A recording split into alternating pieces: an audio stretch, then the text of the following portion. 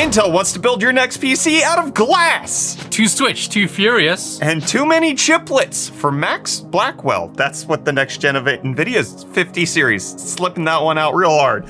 Let's get to the hot news, everybody. I'm your Brett host. We're going to be going over the hottest tech news like find on the internet while you enjoy your breakfast this Tuesday, September 19th, 2023. Dab on all the viewers. And today we're going to talk about what Intel seems to be very excited about, which is they have found the next generation of substrate or things that they will build your chips on in order to make them go zoom zoom. You think that we knew how to make sand think before? Now we can make more sand think more faster. How? By using glass. So according to Intel, the industry's first glass substrates for next generation advanced computing are on their way, saying after a decade of research, it's happening. They look forward to these cutting edge technologies, I don't know if they meant that as a pun, that will benefit our key players and foundry customers for decades to come. And just giving a history of processor substrate. It was on lead frame / wire bond, then it went to ceramic, then it went to organic, then it went to organic with EMIB, and now it's on the next gen substrate, which is going to be the glass panel at Intel, which they say they have invested over $1 billion into, and they are working on making this happen. It has a whole host of new benefits. It can scale better, you get more density, you get better power delivery, better I/O. It essentially is perfect for everything moving forward, according to everything they said today. So your next PC, all the little thinking that happens to make your little video games run will be done by glass. Smart glass. Smart glass. Is that what Google was trying to sell us? It was trying. They were ahead of their time. Now Intel's here to make it happen for them. This is honestly beyond my pay grade to fully understand, like the foundry industry. Once again, I just think it's neat. It's neat, but also clearly they're stacking the deck here where they're only talking about how this is amazing. I wonder if there's some limitations that we will find out as they start putting all these little thinking electrons on glass. Maybe your reflection is there and it makes you sad. Oh, my reflection will break it. As my dad would say. All right, we're gonna stop being sad and cut to today's video sponsor. Today's episode of Breakfast is sponsored by Soylent. I've been enjoying Soylent for months, even before they approached us for a sponsorship, just because of how convenient and complete they are for my diet and my life. We also brought it with us on our recent road trip to Canada, and it helped keep us out of fast food stops while we were driving the 60+ hours to get to Vancouver. And I'm a man who loves simple solutions to my daily needs, since I have a ton of responsibilities that I'm dealing with as part of, running my own business and my personal life. So Soylent offers me a single meal in a bottle. No prep, no mess, no cleanup, and not even refrigeration is needed in case I forget to put it in the fridge because it's just sitting out on my front doorstep the entire time. And most importantly though, it's not made from people. We see your comments, I know, but you can get Soylent Green Mint Chocolate. But Soylent gives me and can give you the nutrition you need with 28 vitamins and minerals, 20 grams of protein, and only 1 singular gram of sugar. It's also delicious. It's smooth, it's creamy, has 8 flavors to choose from, with Cafe Mocha really reaching the top as my favorite, and it was voted the best meal replacement in a survey of over 40,000 consumers by Kantar Research. And this creamy chocolate is literally the last one I have until my next order shows up. But the biggest thing for me is that it's made of US grown sustainable soy and not dairy, which I've recently had to eliminate from my diet entirely. I was looking for a convenient, affordable, all-in-one protein drink that wasn't dairy based, and Soylent popped up as the top result for me. And now we're here with this sponsorship. And conveniently for you, the first 500 people to use the link in the description and code UFDTech30 will get 30% off their first subscription with Soylent. Check out Soylent, enjoy the convenience, the affordability, the deliciousness, and the nutrition. Big thanks again to Soylent for sponsoring today's breakfast. And just like Soylent's my ally, we've got a new one that you can check out. The ROG Ally with the Z1 chip, not the Z1 Extreme, is now officially out for sale. So they actually made it. Yes, and we got some details, I think it was last week or the week before, that these were going to be built on Phoenix 2 with Zen 4C, and that's exactly what's happening. It is at a ridiculous price of $599. I'm not okay with that. It's not, that we knew the price from the beginning. Yeah. And AMD has published their own benchmarks, but I've seen a couple people get behind the scenes reviews of these. It looks like CPU performance, mostly fine. You don't, that was never really the bottleneck on these devices anyways. Yeah. GPU, bad.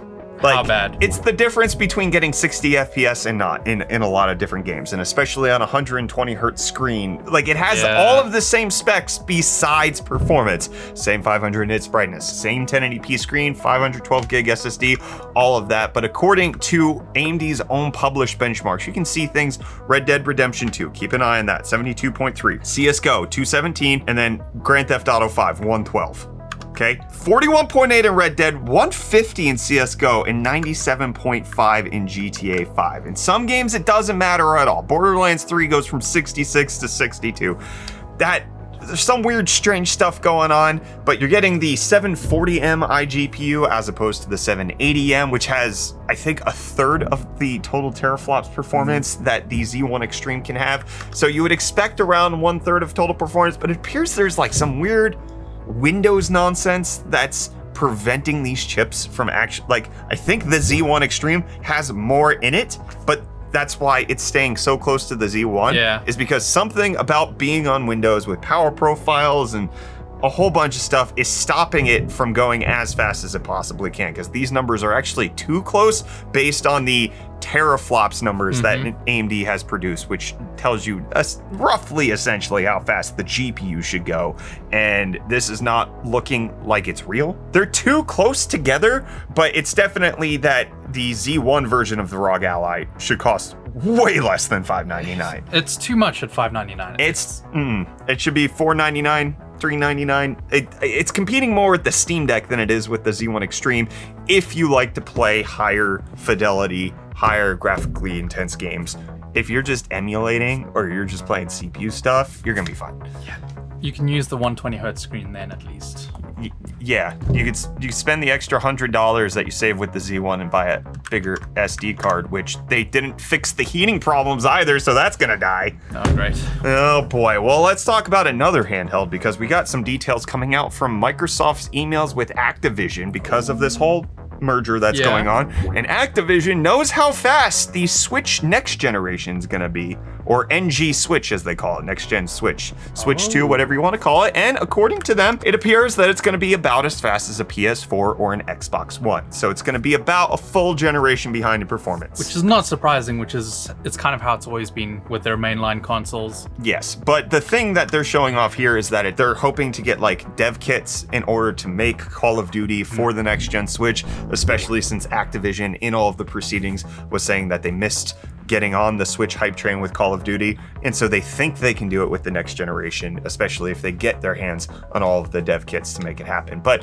PS4, Makes Xbox sense. One, I would hope closer to a PS4 Pro. That's what I personally would want to see, but especially if it does get things like NVIDIA's DLSS, Could bump it up a tier higher there. yeah, let's say it's PS4 performance, but has DLSS feature sets, then I think you could see it running at higher frame rate and even higher fidelity, especially since the benefit of deep learning super sampling is that you send the game off to AI machine learn with NVIDIA and they create a model for you, and Nintendo could do that. And then it's all running on the same hardware. You could potentially get better DLSS models out of Switch games. Maybe. I'd like to see that. People like to see you. Everybody's real sad that you might be leaving. Oh no. Oh, Or nor. Oh yeah, I forgot. You're an upside downer.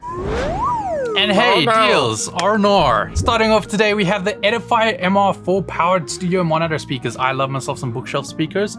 These you can pick up in white or black for only $99.99 with the coupon code applied, making them $30 off. Coupon! But then next up, we have the Corsair HX850, which is the 850 watt 80 plus platinum Platinum. power supply, going for only $123.99 with the included promo code, making them $61 off. Coupon! And then lastly, we have the Asus Prime Z690P Wi-Fi D4 LGA. There's a lot of words in Got there. DDR4, that's the important part Yeah, of that. it makes it cheaper, going for only $149.99, making it $70 off. With no coupon! With none, you get nothing. And with that, the deals are done. You can find these and more linked in the video description down below. But until next time, I'm gonna hand you off back to Brett Upside down. for upside downing.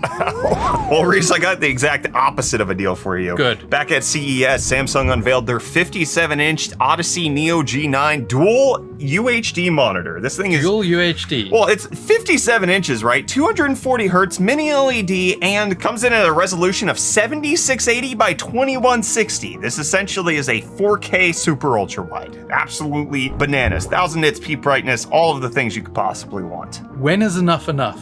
Not yet. Not yet, I'll Who's tell you. buying this? Well, I can tell you if you want to buy it, if you use our link down in the video description, you can get $500 in credit if you purchase it, Okay. which drops the price down from a blistering $2,500 to just a cool $2,000. Actually, you still have to spend the $2,500, but then you get $500 to spend on a monitor for your kid. they get the baby version of it. I don't know. It helps to make it cheaper. We have a link in the video description in case you want to check that out. But you can't check out Google Domains no more. It's officially dead. They have published the fact that as of September 7th, Squarespace acquired all domain registrations and related customer accounts from Google Domains. Customers and domains will be transitioned over the next few months, with their website showing that you can't do it. You can't go get no more. It don't happen. I'm still mad about this because I use Google Domains, but I'm the best case scenario in that I also use Squarespace for all my linking stuff. So I'm still mad about it, but at the same time, it's like, I gotta do things slightly differently. It was in beta for 7 years, and then a year after it came out of beta, they sold it. They transferred it over. Why, Google? Why do you do these things to us? I had completely forgotten about this, but I got reminded like several days ago when we checked out the Killed by Google site, and it was right there in front. I was just like, And you're gonna want to check out Blackwell. I was gonna say Black Mage. I got Intel on my mind. I'm so sorry.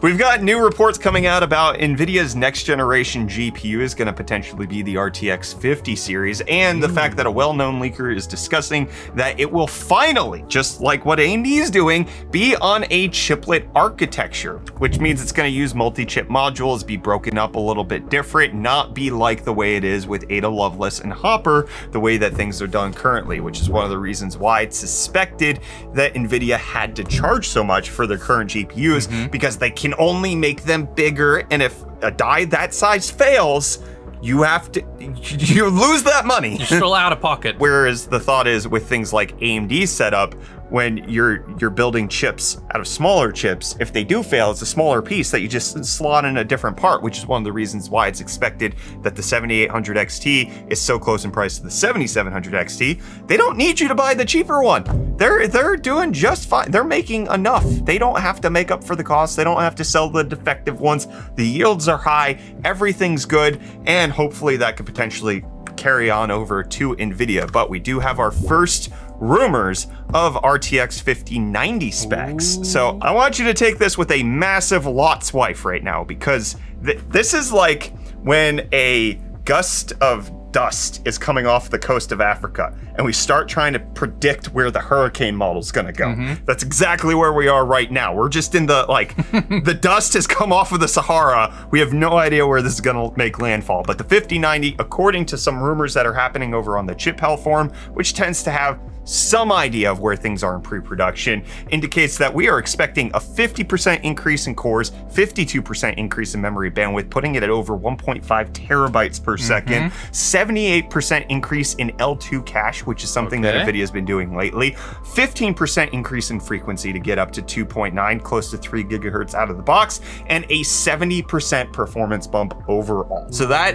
at least according to everything we're seeing, might be raw performance. Now, it's unclear. There's some speculation we could go with 24 or 32 gigs of GDDR7 and either have a 382 or 512-bit bus, which there has been some other rumors indicating it's 512 bits. This could turn out to be the generation that everybody was waiting for. Just another 10 series. Another 10 series, or I mean, even the 30 series kind of had that same feeling. We've kind of been in a TikTok scenario. 9 series was good, 10 series was great, 20 series was bad, 30 series was great, but the issue with that was supply shortages. You had all of the issue with mining that made it so that it was unattainable, even if at MSRP they were fantastic values, at least based on what the 20 series gave us. So the 50 series could hit that, where we're having a significant jump in performance But obviously, there are so many unknowns right now. We're expecting this is going to come out in 2025. That's a long time to wait. Additionally, you got things like the AI situation going on where maybe NVIDIA doesn't even make these. I've speculated before, and this is based on absolutely nothing but my own brain. NVIDIA spins off the GeForce business altogether and it becomes its own company, so they're not beholden to the whims and fancies of AI. Or potentially this AI windfall that NVIDIA has been reaping lately gets hampered by the fact that either AI is not as capitalistically lucrative as people think. Buzzwords. Or AMD and Intel catch up. Yeah. And they cut into some of that profits. There's a lot of motions in this ocean that could potentially change the situation. Trying to predict 2 years from now. I don't know where the 5090 is going to make landfall, but I can tell you that the numbers are starting to pile in. Yeah. We'll keep you updated here on Hot News as it all develops. Now let's get into the comment response mix saying nothing but a salute to the Polaris and Vega GPUs. We both salute with our left hand. It's very strange. It just felt natural. Yeah. Rogue Brett saying Vega aged far better than the media gave it credit for. That's because the media can't predict how it's gonna age. And then, once we're making videos, you make videos about the things that are gonna get you the views. And do you know how many people bought Vega 56 and 64? And then went, Not many. And most of those who did it for mining reasons, not for gaming reasons. Vega really shined in the mobile side of things, inside of the integrated GPUs, but dedicated wise, it was, especially compared to the 10 series, just bad price to performance at the time. Now, yesterday I did ask what was going on with everybody listening to these longer episodes. Verunder saying, I love the 30-minute episodes. I'm an artist, so I do warm-up sketches while I listen to you guys. That is cool. Digitalized Death saying, I just love UFD Tech. They're the #1 of tech YouTubers on YouTube to make YouTube videos. They deserve more subscribers. LTT is a joke compared to my beloved UFD Tech. UFD Tech, love you, sweetie. DD's wife, FYI. Cool.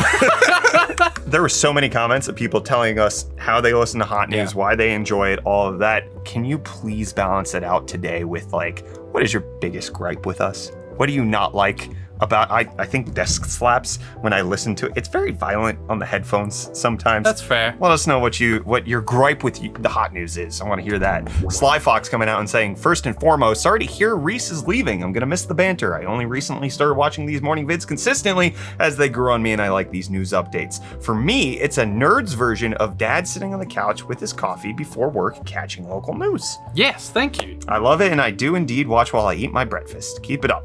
So 2 things. Now, this is the tech stuff I wanted to get into. Am I the only one that thinks it's super weird that Starfield was not a major profile game to emphasize and show off FSR 3? No, everybody thought that. Yeah, I'm with you on that. And then not that Abomination Forspoken. Yeah, we're all with you. I don't think a single most people were expecting FSR 3 to launch with Starfield. Yeah. And the fact that it didn't just seems like AMD doesn't do software well, so they're not going to hit the deadlines. Yeah, Starfield wasn't ready either. They could have delayed both of them.